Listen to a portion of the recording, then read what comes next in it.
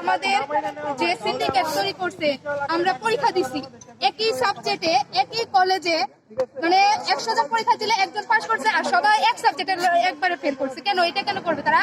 তারা যারা টিচার আছে তাদের কি ইয়া নাই, প্রশিক্ষণপ্রাপ্ত নাই? তারা যদি প্রশিক্ষণপ্রাপ্ত হয় কিভাবে খাতা কাটতে হয়, কিভাবে খাতা দেখতে হয়, তারা অবশ্যই জানার দরকার ছিল। আমরা কিন্ডারগার্টেনে পড়েও আমরা জানি যে কিভাবে খাতা একটা স্টুডেন্টের খাতা কাটতে হয়।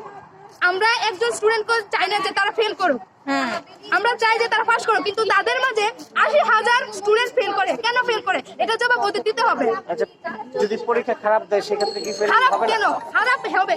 সব first year, second year, third year সবাই পাস করে ফেলতে পারে। ফাইনাল ইয়ারে এসে একটা সাবজেক্টে, তাও থিওরি সাবজেক্টে, ম্যাথে পাস করে ফেলবে, থিওরি সাবজেক্টে ফেল করবে, এটা কোনো যুক্তি আছে? কেউ যুক্তি দিতে পারবে? আমাদের দাবি না মানলে এরপরে আমরা সারা বাংলাদেশে আন্দোলন ফেলের পিছনে কারণ কি মনে করছেন? কারণ 1 নাম্বার সিন্ডিকেট জাতীয় বিশ্ববিদ্যালয়, আমাদের প্রক্টর স্যার, আমাদের স্যার সবাই একসাথে, সবাই এক যুক্তিভাবে কি কারণে তার কি লাভ আছে? তাদের লাভ আছে, সবই লাভ, তাদের মোটামুটি লাভ। আগে 800 টাকা ছিল, এখন করছে 1200 টাকা। এই লাভটা তারা পাইতেছে, আমাদের জন্য তারা এই চেয়ারে বসে আছে। আমরা যদি সরে যাই তাদের চেয়ার সরে যাবে। বছরের পর বছর একটা স্টুডেন্ট বারবার 2 বার 3 বার